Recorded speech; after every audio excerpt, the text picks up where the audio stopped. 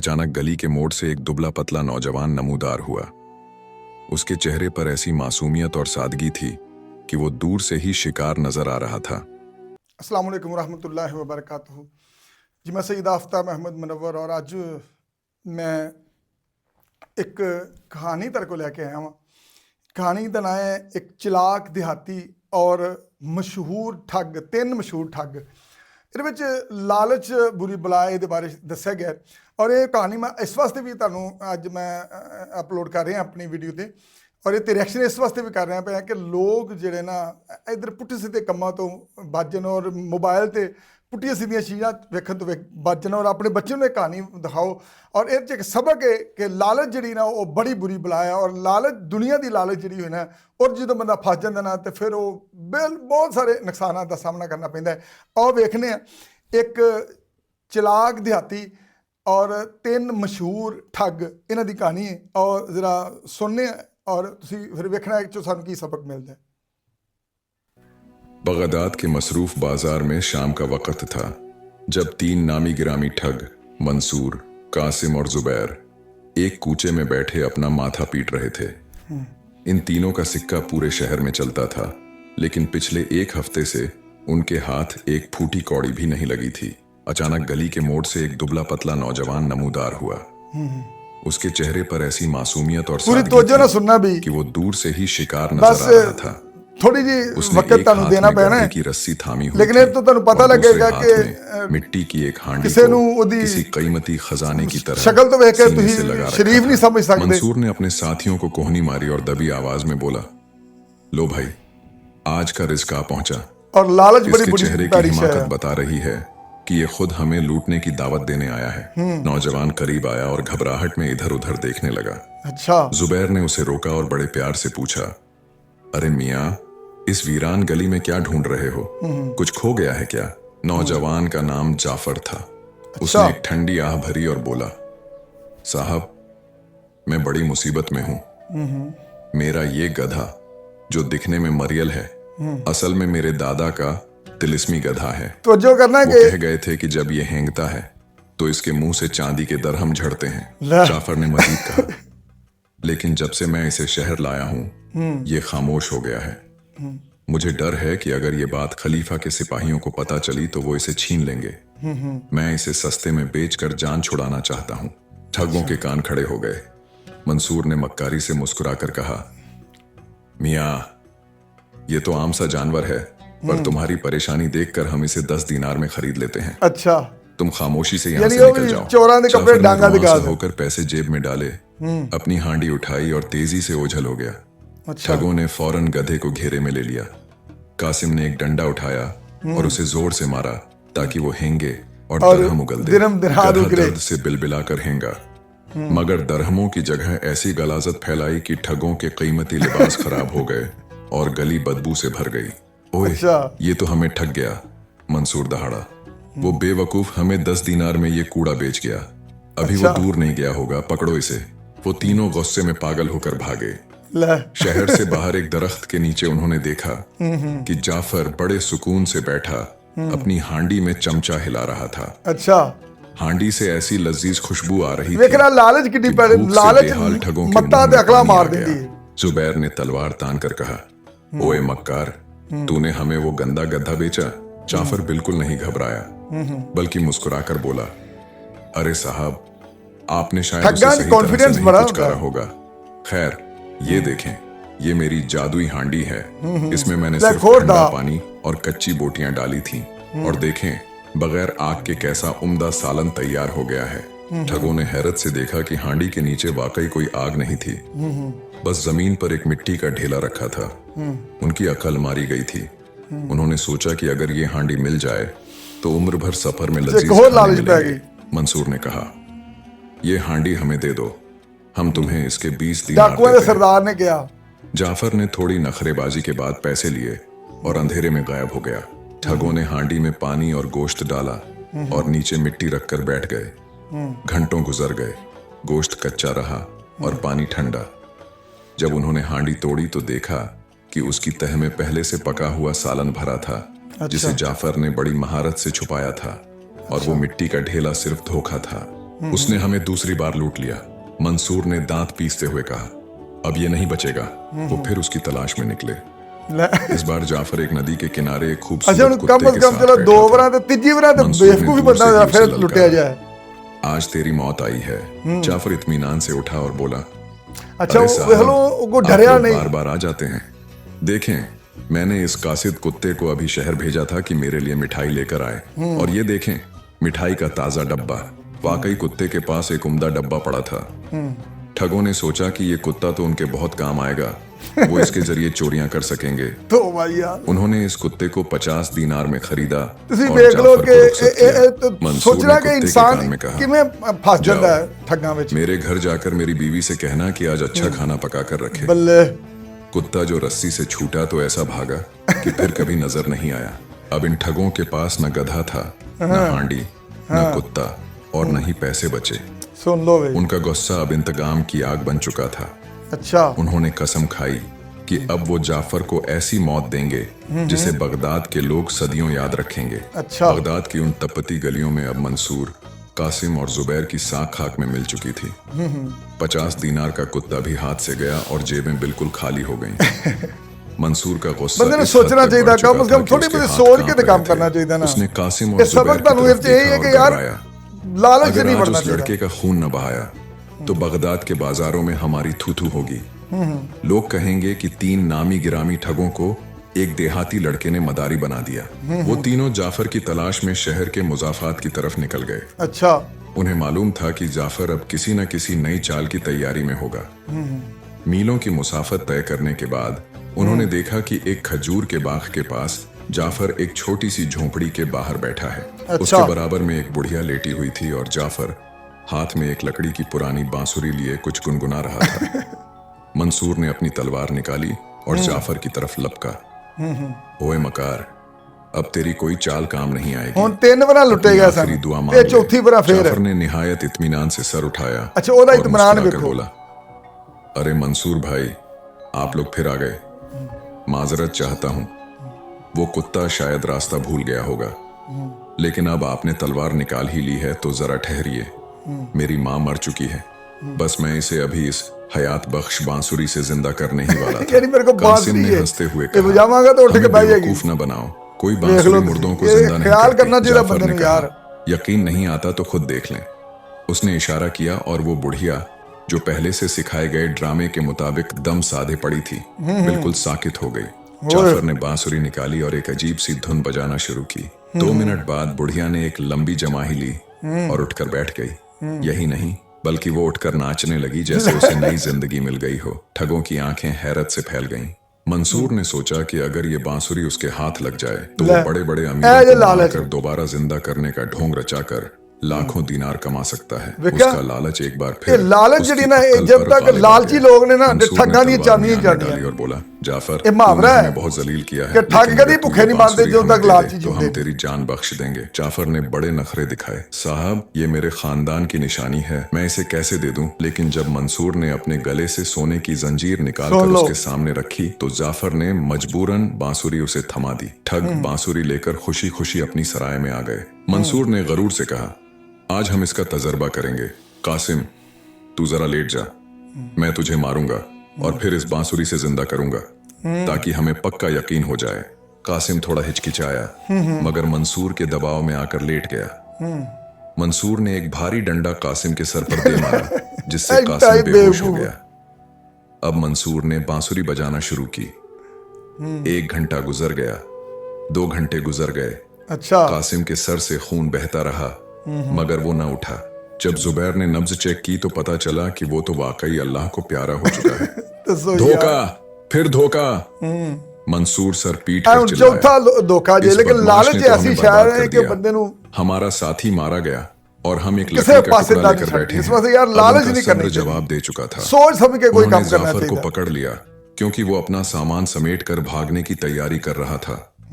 मंसूर और जुबैर ने मिलकर जाफर को एक बड़े चमड़े के थैले में बंद कर दिया अच्छा बोरे और उसका मुंह मजबूती से रस्सी से बांध दिया। आज हम इसे दजला की लहरों के हवाले करेंगे। मंसूर ने गुस्से से कहा। रास्ते में एक आलीशान मस्जिद आई। मंसूर ने कहा, जुबैर, चलो अंदर चलकर 2 रकअत तौबा कर लें। ये थैला यहीं सीढ़ियों के पास छोड़ देते हैं, इसे कौन उठाएगा। वो दोनों मस्जिद के अंदर चले गए। इधर थैले के अंदर बंद जाफर नई चाल सोच रहा था। उसे भेड़ों के रेवड़ की आवाज आई। जाफर ने जोर जोर से चिल्लाना शुरू कर दिया, मुझे नहीं करनी, मुझे बगदाद की शहजादी से शादी नहीं करनी। मैं एक दरवेश आदमी हूँ। वहां से एक चरवाहा गुजर रहा था। उसने थैला खोला और पूछा, वो भी लालच आ भाई गया। तुम पागल हो? तो समझ शहजादी गया। से शादी से कौन इनकार करता है? जाफर ने आह भरकर कहा, भाई वो मुझसे जबरदस्ती शादी कर रहे हैं। इस थैले में जो थोड़ी देर बंद रहता है उसकी हर बीमारी दूर हो जाती है। अच्छा, और वो खूबसूरत हो जाता है। चलो जी सुन लो। देखो मेरी तो दोनों आंखें ठीक हो गईं। चरवाहा लालच में अंधा हो गया। देखा लालच में उसने कहा, मरवांदी जे बंदे ने। ये भाई, लालच नहीं देखा। आई तुम्हारी जगह मैं इस थैले में बैठ जाऊं? तुम मेरी ये भेड़ें लेकर भाग जाओ। लालच नहीं करनी। जाफर ने चरवाहे को थैले में बंद किया और खुद रेवड़ लेकर एक तरफ निकल गया। थोड़ी देर बाद मंसूर और जुबैर आए और थैले को गहरे पानी में उछाल दिया। अगले दिन सुबह मंसूर और जुबैर बाजार से गुजर रहे थे तो उनके पैरों तले से जमीन निकल गई। अच्छा, सामने जाफर मियाँ और रेशमी लिबास पहने 50 मोटी ताजी भेड़ों का रेवड़ हाँकते हुए बड़े ठाठ से जा रहे थे। मंसूर भागकर उसके पास गया।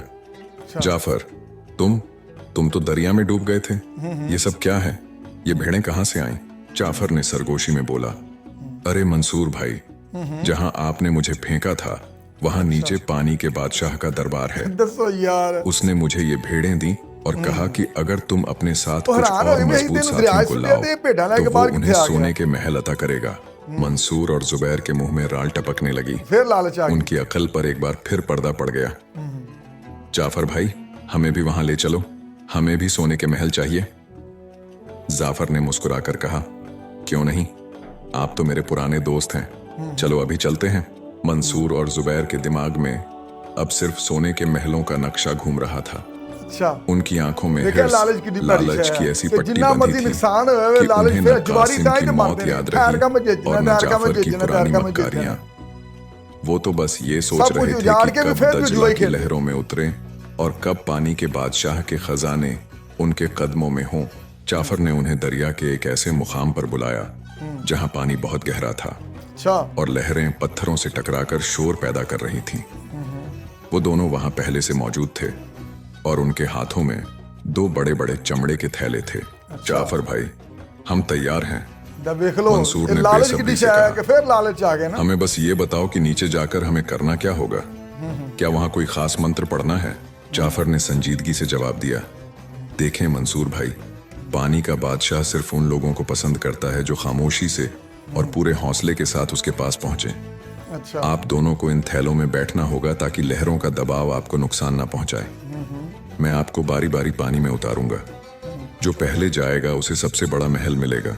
ये सुनते ही मंसूर और जुबैर में तकरार शुरू हो गई। कि मैं पहले जाना है। मंसूर का फिर कहना लालच था आ कि गई वो ना। गुरु है, भाई इसलिए लालच पहला बड़ी हक़ भैड़ी उसका शय है। जबकि जुबैर का इसरार था कि उसने कासिम की मौत का गम सबसे ज्यादा सहा है, इसलिए पहला महल उसे मिलना चाहिए। मिन्नू मिलना जाफर चाहिए। ने बीच बचाव करवाते हुए कहा, लड़िए मत, मंसूर भाई बड़े हैं, पहले उन्हें जाने दें। जुबैर भाई, आपको इसके बिल्कुल बराबर वाला महल मिल जाएगा। जुबैर मान गया। मंसूर तेजी से थैले के अंदर घुस गया। जाफर ने थैले का मुंह इतनी मजबूती से बंद किया कि हवा का गुजर भी मुश्किल था। ओए ओए ओए। उसने एक वजनी पत्थर थैले के साथ बांधा थल्ले- ताकि थल्ले मंसूर डूब जाए। सीधा गहराई में जाए। तैयार हो मंसूर भाई? जाफर ने पूछा। थैले के अंदर से दबी दबी आवाज आई, हाँ, बस जल्दी फेंको, मुझे देर हो रही है। जाफर ने पूरी ताकत लगाई और थैले को नदी के बीचों बीच उछाल दिया। एक जोरदार छपाका हुआ और मंसूर मियाँ अपने सोने के महल की तलाश में दजला की तह में जा पहुंचे। जुबैर ये सब देखकर खुशी से नाचने लगा। जाफर भाई, अब मेरी बारी, जल्दी करें, कहीं मंसूर सब कुछ अकेला ही ना हाँ, हजम अकेला ही कर ना ले। सारे पाले जाफर ने लौट जुबैर लाए को भी मुझे। थैले में बंद किया, एक भारी पत्थर रस्सी से बांधा और उसे भी उसी मुकाम पर दरिया बुर्द कर दिया। देख लो। जब पानी के बुलबुले खत्म हो गए और दरिया की सतह पर दोबारा खामोशी छा गई तो जाफर ने एक लंबी सांस ली और अपने माथे से पसीना पोंछा। चलो जान भाई, छुट्टी है ना तो तेरी, बगदाद सारी के ये उम्र मशहूर वास्ते। ठग तो अपने अंजाम को पहुंचे। जाफर ने खुद कलामी की। अब जाफर के पास पिछले ये तमाम अपने आप में मकरों गाली की फरेब भी से जान कमाई छुट्टी। हुई रकम, चरवाहे की 50 भेड़ें और ठगों की छोड़ी हुई कुछ पूंजी मौजूद थी। वो शहर वापस आया, मगर उसने वहां रहना मुनासिब न समझा, क्योंकि उसे डर था कि कहीं इन ठगों के कोई और साथी उसके पीछे न पड़ जाएं। उसने अपना सारा मालो मता समेटा और बगदाद से दूर एक पुरसुकून बस्ती की तरफ कूच कर गया। वहां उसने एक आलीशान मकान खरीदा और एक ईमानदार ताजिर के तौर पर जिंदगी गुजारने लगा। अच्छा। कई साल गुजर गए। एक दिन जाफर अपने घर के बाहर बैठा था कि उसने देखा कि एक खस्ता हाल मुसाफिर, जिसके कपड़े फटे हुए थे और आंखों में वहशत थी, उसके दरवाजे पर आकर रुका। जाफर ने उसे गौर से देखा तो उसका दिल धक से रह गया। वो मुसाफिर कोई और नहीं बल्कि जुबैर था। अच्छा, जाफर हैरान रह गया कि ये दरिया की गहराइयों से जिंदा कैसे बच निकला। उसने फौरन अपना चेहरा एक चादर से ढांपा ताकि जुबैर उसे पहचान न सके। भाई, कुछ खाने को मिलेगा? मैं बहुत दूर से आया हूं, जुबैर ने लरजती आवाज में कहा। जाफर ने उसे अंदर बुलाया, खाना खिलाया और बड़े प्यार से पूछा, मियां, तुम्हारी ये हालत कैसे हुई? जुबैर ने रोना शुरू कर दिया और बोला, साहब, क्या बताऊं, मैं एक बहुत बड़े धोखेबाज के हत्थे चढ़ गया था। उसने मुझे और मेरे साथी को सोने के महल का लालच देकर दरिया में फेंक दिया था। मेरा साथी तो डूब गया, मगर मेरी किस्मत अच्छी थी कि थैला एक बड़ी लकड़ी से टकराकर फट गया और लहरों ने मुझे किनारे पर फेंक दिया। अच्छा। जाफर ने दिल में सोचा, ये तो अब भी बाज नहीं आया। उसने जुबैर से कहा, मियां, वो बंदा तो अब इस दुनिया में नहीं रहा, लेकिन मेरे पास एक ऐसी चीज है जो तुम्हारी सारी गुर्बत दूर कर सकती है। अच्छा। ये गायब होने वाली टोपी है। लो भाई। इसे जो पहन लेता है उसे कोई नहीं देख सकता। तुम इसे पहनकर शाही खजाने से जितना चाहो सोना निकाल सकते हो। जुबैर, जो अपनी जिंदगी के तल्ख तजर्बात से भी कुछ न सीख सका था, लेकिन कोई फौरन इस चंगुल में फंस गया। कुछ नहीं सीखा। जाफर ने कहा, मैं बूढ़ा हो गया हूं, मुझे दौलत की जरूरत नहीं, बस इसकी कीमत सिर्फ 10 दरहम है। जुबैर ने अपनी जेब से आखिरी 10 दरहम निकाल कर दी और वो टोपी पहन ली। जाफर ने कहा, यार लालच नहीं, अब तुम गायब हो चुके हो, लालच तो बचना, तानु समझाना है जाने कि लालच नहीं चाहिए। जुबैर खुशी खुशी बाजार में निकला। उसे लगा कि वो किसी को नजर नहीं आ बाद भी रहा। लालच नहीं गई। उसने एक हलवाई की दुकान से मिठाई उठाई और खाने लगा। हलवाई ने देखा कि एक भिखारी सर पर अजीब सी टोपी पहने मुफ्त की मिठाई उड़ा रहा है। उसने एक जोरदार थप्पड़ जुबैर के मुंह पर रसीद किया। ओए चोर, मेरी मिठाई चोरी करता है, हलवाई चिल्लाया। जुबैर हैरान रह गया। तुम मुझे देख सकते हो? हलवाई ने उसे मारना शुरू किया। अंधा नहीं हूं मैं। जुबैर भागता हुआ दोबारा जाफर के घर पहुंचा, मगर वहां अब कोई नहीं था। जाफर अपना घर बेचकर पहले ही किसी दूसरी सिमट रवाना हो चुका था। जुबैर सड़क के बीचों बीच खड़ा अपनी किस्मत को रो रहा था और लोग उसे पागल समझकर हंस रहे थे। बगदाद के बाजारों में जुबैर का तमाशा तो बन गया, मगर कहानी का आखिरी मोड़ अभी बाकी था। अच्छा। जाफर अब एक ऐसे कस्बे में जा बसा था जहां उसे कोई नहीं जानता था। अच्छा। उसने वहां एक सराय बना ली थी और मुसाफिरों की खिदमत में दिन गुजारता था। एक शाम जब सूरज ढल रहा था, सराय के दरवाजे पर एक लंबा साया नमूदार हुआ। अच्छा। एक शख्स जिसका आधा चेहरा झुलसा हुआ था और जिसकी आंखों में गहरी नफरत थी, लंगड़ाता हुआ अंदर दाखिल हुआ। जाफर का माथा ठनका। ये मंसूर था। अच्छा, मंसूर दूसरा भी ठग, बच गया। जिसे जाफर ने सबसे पहले बोरे में बंद करके दरिया में फेंका था। मंसूर मरा नहीं था, अच्छा। बल्कि दरिया की लहरें उसे एक दूर दराज के जजीरे पर ले गई थीं, अच्छा। जहां मछेरों ने उसे बचा लिया। अब वो बरसों की खाक छानने के बाद बदले की आग में जलता हुआ यहाँ पहुंचा था। मंसूर ने जाफर को पहचानने में एक लम्हा भी न लगाया। उसने अपनी कमर से एक जंग आलूदा खंजर निकाला और जाफर के करीब आकर बोला, जाफर, मैंने दोजख के दरवाजे देखकर वापसी का रास्ता ढूंढा है, सिर्फ तुम्हारी मौत के लिए। न तुम्हारी बातों का जादू अब चलेगा, न कोई जादुई गधा तुम्हें बचाएगा। जाफर ने देखा कि अब मुकाबला अक्ल से नहीं बल्कि जान बचाने का है। उसने निहायत सुकून से कुर्सी की पुश्त से टेक लगाई और मुस्कुराकर बोला, मंसूर भाई, तुमने आने में बहुत देर कर दी। मैं तो कब से तुम्हारा इंतजार कर रहा था कि कब तुम आओ और मैं तुम्हें तुम्हारा वो हिस्सा दूं जो मैंने पानी के बादशाह से तुम्हारे लिए वसूल किया था। अच्छा। मंसूर ठिठक गया। उसका खंजर वाला हाथ थोड़ा ढीला पड़ा, मगर उसने दहाड़ कर कहा, अब तुम्हारा कोई झूठ काम नहीं आएगा। मैंने दरिया के नीचे कोई सोने का महल नहीं देखा, सिर्फ मौत देखी थी। जाफर ने एक गहरी आह भरी और बोला, अरे नादान, तुम महल तक पहुंचने से पहले ही घबरा गए। जब मैंने तुम्हें फेंका तो तुमने आंखें बंद कर ली होंगी। अगर तुम सिर्फ 2 मिनट और सांस रोक लेते तो वो सामने वाला दरवाजा खुल जाता। खैर, जो हुआ सो हुआ। जुबैर तो अब तक वहां ऐश कर रहा है, क्या तुम्हें वो नहीं मिला? जुबैर का नाम सुनते ही मंसूर की हैरत की इंतहा न रही। जुबैर? जुबैर तो तुम्हारी गायब होने वाली टोपी पहनकर बाजार में पिट रहा था। जाफर ने हंसी दबाते हुए कहा, ओह, तो वो बेवकूफ वापस आ गया। उसे असल में महल से निकाल दिया गया था क्योंकि उसने वहां चोरी की कोशिश की थी। अच्छा। देखो मंसूर भाई, तुम मेरे पुराने उस्ताद हो।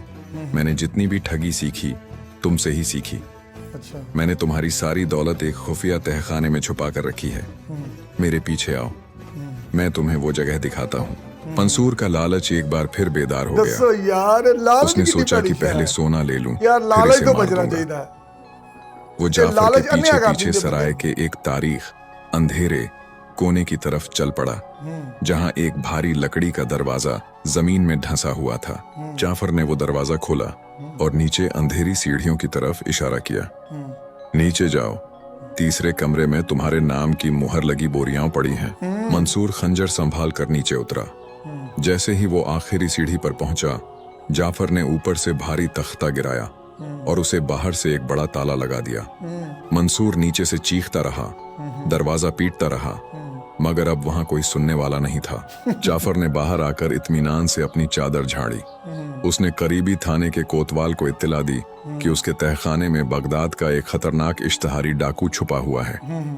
सिपाहियों ने आकर मंसूर को जंजीरों में जकड़ लिया। मंसूर जाते जाते जाफर की तरफ देखकर बोला, तुम तो हमसे भी बड़े ठग निकले।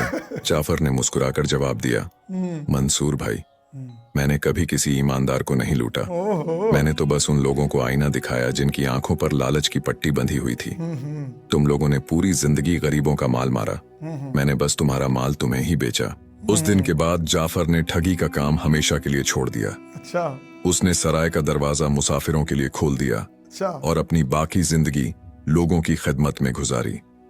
वो अक्सर आग के गिर्द बैठकर लोगों को ये किस्सा सुनाता था कि इंसान का सबसे बड़ा दुश्मन उसका अपना लालच है।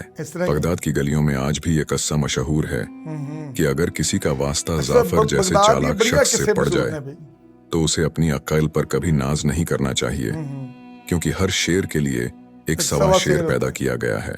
और वो तीनों ठग मंसूर जेल की सलाखों के पीछे अपनी हिमाकत का हिसाब देता रहा। जुबैर बाजारों में दीवानावार गायब होने वाली टोपी ढूंढता रहा और कासिम तो पहले ही अपनी लालच की भेंट चढ़ चुका था। सच है, जो गढ़ा दूसरों के लिए खोदा जाए, बंदा खुद एक दिन उसमें जरूर गिरता है। इख्तिताम, ये थी बगदाद के ठगों और एक चालाक व्यापारी की दास्तान। अजीज़ान मुहतरम में स्टोरी तुहानू कैसी लगी इस बारे कमेंट जरूर करना और यकीनन लालच बड़ी पैरी शैतान है। साडा एक यूट्यूब चैनल है आफ्ताब TV 35। अगर ये स्टोरी तुहानू अच्छी लगी तो साडे चैनल नू सब्सक्राइब करो, लाइक शेयर करो ताकि सबक आमोज़ कहानी दूसरे तक पहुँच सके। अस्सलामु अलैकुम वरहमतुल्लाहि वबरकातुहू। क्या आप अपनी जिंदगी में सुकून, रहनुमाई और दीनी इल्म हासिल करना चाहते हैं? तो ये पैगाम खास आपके लिए है। आफ्ताब 35 दीन सीखें, इस पर अमल करें और दूसरों तक पहुंचाएं। यहाँ आपको मिलेंगी खूबसूरत नातें, ईमान अफरोज बयानात और जुमा के रूह परवर खुतबात। साथ ही दीनी सवालों जवाब, इस्लाही वाक़यात और तरबियती गुफ्तगू भी शामिल है।